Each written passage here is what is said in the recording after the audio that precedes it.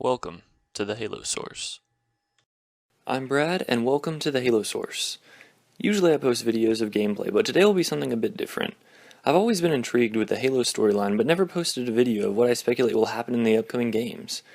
Today that will all change, as I have a theory that will make your head spin, so buckle up and enjoy. Before we begin, let me explain that the following does not entail every event during this time period. I will only be reviewing the things important to the plot. Now let's get started. The story all begins a long time ago when the humans first encountered the Flood. This is long before any Halos were even thought about being built. So the ancient humans, who at the time had a technology tier of 1, that equal to the Foreigners, are attempting to rid the galaxy of the Flood. They're traveling all across the galaxy looking for a safe haven from the Flood. However, if they do find it, they attempt to remove it. The humans come across a foreigner planet and start eradicating the Flood from it. The leader of the human fleet is called Freakin, the Lord of Admirals. His only goal at this point is to stop the Flood. Nothing else matters. He'll be important later. The foreigners see the humans attacking their planet and take this as an attack on them and respond with an all-out foreigner-human war lasting over a millennium. Finally, the foreigners defeat the humans, reducing their technology tier to 7, the lowest possible tier, but millions of foreigners die, thus creating the Didact's hatred towards mankind. The foreigners then discover the Flood and realize maybe the humans weren't attacking the foreigners in the first place. A foreigner meeting is then held to discuss what to do about the Flood. The Master Builder proposes a plan to create the Halo Array to wipe out all sentient life in the galaxy. The Didact, also known as the Didact, the one we see in Halo 4, says that doing this is an abomination to the mantle and instead proposes a plan to create shield worlds to protect from the Flood. The Master Builder wins this political debate and exiles the Didact to Irid Terrene.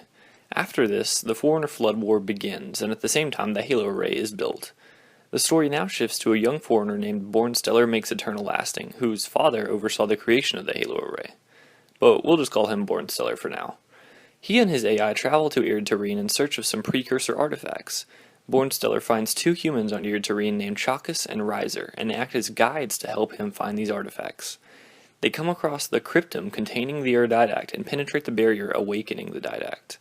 We later find out that his AI, or Ancilla as the foreigners call them, was imprinted by the librarian to persuade him to go to Irid Terrene to free the Didact.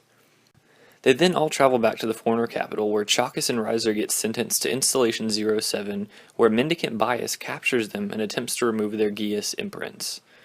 Bornstellar disables Mendicant Bias and rescues them, but Chakas is badly injured. Bornstellar tells Chakas about the imprints on himself, one of which being a Geas from Forthencho, the Lord of Admirals himself. Bornstellar disposes of Chakas' body and rebirths him as 343 Guilty Spark. After all this happens, the Didact then resumes his position as the Promethean Supreme Military Commander due to the current Flood threat. During his subsequent travels with Bornstellar, the Didact performed a brevet mutation on the young Bornstellar to allow him to have access to the domain. With this mutation, the Didact transferred all of his memories and knowledge to Bornstellar. This made Bornstellar essentially a copy of the original Didact. We'll now call Bornstellar the ISO Didact.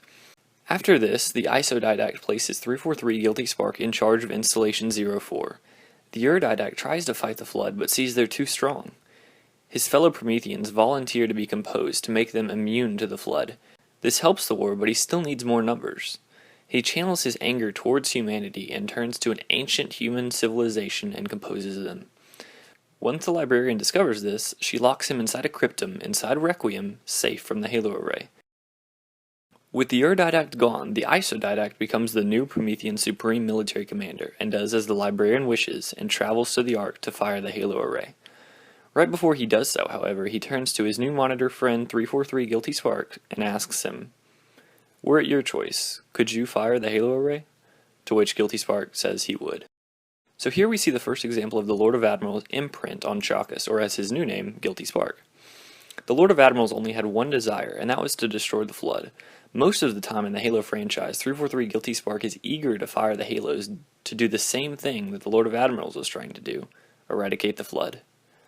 So after Bornstellar, or ISO Didact, is done talking with Guilty Spark, he then fires the Halo Array. The activation of the Halo Array would have killed Riser, but according to Guilty Spark, however, Riser's personality was extracted at one point, and possibly imprinted within future generations of humans. But who? Also, Bornstellar, or the ISO Didact, finds out that the librarian imprinted a Geas onto the human race, but once again, who? So now we know a lot of the pre-Halo story, but let me first further explain the term Geas. This is straight from the Halo Wikia website. Geas is a term that referred to a generations-long genetic command imposed on an organism or species. Under the influence of a Geas, an organism could be given a set of subconscious orders that would be passed on to their children, in some cases lasting several generations. It can appear at any point in the family ancestry. Only highly skilled foreigner life workers, such as the librarian, were capable of creating a Geas. So we know of a few Geas already. There's the Geas of Forthencho imprinted on 343 Guilty Spark, and we know that Riser is imprinted somewhere in the humans, and we also know that there was a Geas that Bornstellar discovered that the librarian imprinted on the human race. So here's my conclusion. I believe that the Geas Bornstellar is talking about was imprinted on the Master Chief. Proof of this can be seen here. When I indexed mankind for repopulation, I hid seeds from the didact. Seeds which would lead to an eventuality. Your physical evolution. Your combat skin. Even your ancilla Cortana. You are the culmination of 1,000 lifetimes of planning. Planning for what? So the librarian tells Master Chief that she hid seeds in humanity from the didact that would lead to an eventuality, and that Master Chief is the culmination of 1,000 lifetimes of planning. But who was imprinted on this Geas? Who did the librarian imprint onto Master Chief? My theory is none other than Bornstellar himself. Once again, I have proof. Let's fast forward 100,000 years to Halo 1. This is raw footage from the mission Two Betrayals when Chief is about to fire the Halo Ray, not knowing fully what it does. You don't believe me? Ask him.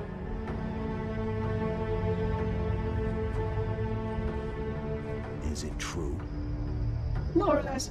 Technically, this installation's pulse has a maximum effective radius of 25,000 light years.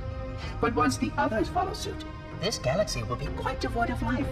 Or at least any life with sufficient biomass to sustain the flood. But you already knew that. I mean, how couldn't you? Left out that little detail, did he? We have followed outbreak containment procedure to the letter. You were with me each step of the way as we managed this crisis. Chief, I'm picking up movement. Why would you hesitate to do what you've already done? We need to go right now. Last time you asked me, if it were my choice, would I do it? Having had considerable time to ponder your query, my answer has not changed. There is no choice. We must activate the ring. There again we see Forthencho's imprint showing on 343 as he's always eager to destroy the Flood, but that's obviously not my focus in this scene. Guilty Spark is talking about the specs of the Halo Ray, but then tells Chief, "But you already knew that. I mean, how couldn't you?" Guilty Spark then says to Chief, "Why would you hesitate to do what you've already done? You were with me each step of the way as we managed this crisis. Last time you asked me, if it were my choice, would I do it? Having had considerable time to ponder your query, my answer has not changed. There is no choice. We must activate the ring." How would Chief have already known that, when this is the first time he's seen a Halo? Why does Guilty Spark tell Chief he was with him each step of the crisis? Why does Guilty Spark ask him to do what he's already done when, once again, he's never fired a Halo? Why does Guilty Spark tell Chief, "Last time you asked me if it were my choice, would I do it?" There's only one answer to all these questions. Bornstellar is imprinted onto Master Chief, and that is who Guilty Spark is referring to. Another scene is in the first Halo Anniversary Terminal at the start of the events of Halo 1, with the Pillar of Autumn is entering the atmosphere of Installation 04. Wait. Curious.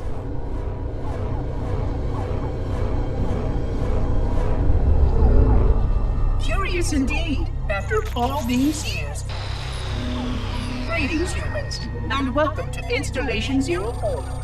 Ignore prior warnings, and please continue. I have disabled defensive systems to allow your approach, but you must not exit your ship once you have arrived at the designated landing center.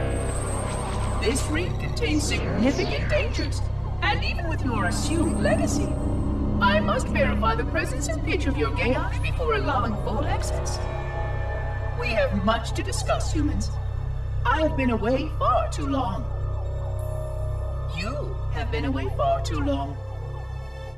So 343 says, this ring contains significant dangers, and even with your assumed legacy, I must verify the presence and pitch of your gay eye before allowing full access. We have much to discuss, humans. I have been away far too long. You have been away far too long. So 2 big things stick out to me here. Number 1, Guilty Spark says gay eye instead of Geas.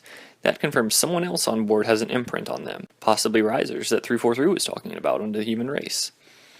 The second thing I noticed was that 343 is suggesting that the Chief has been away far too long, even though he has never been there before, once again pointing to the fact that Bornstaller's Geas has been imprinted inside Master Chief.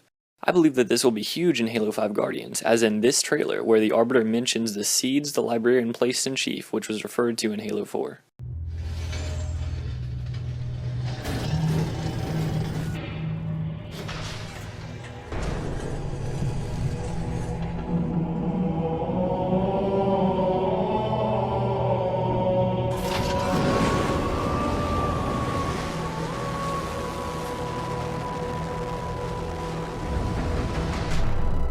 To find him, you have to forget the stories.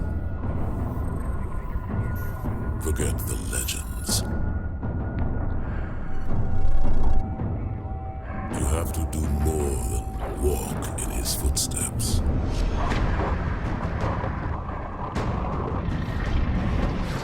For he is more than the sum of his actions.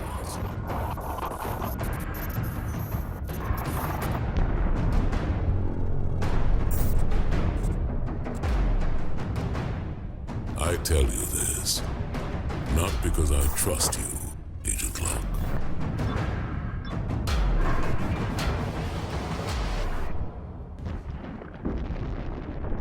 But because all our lives are at stake.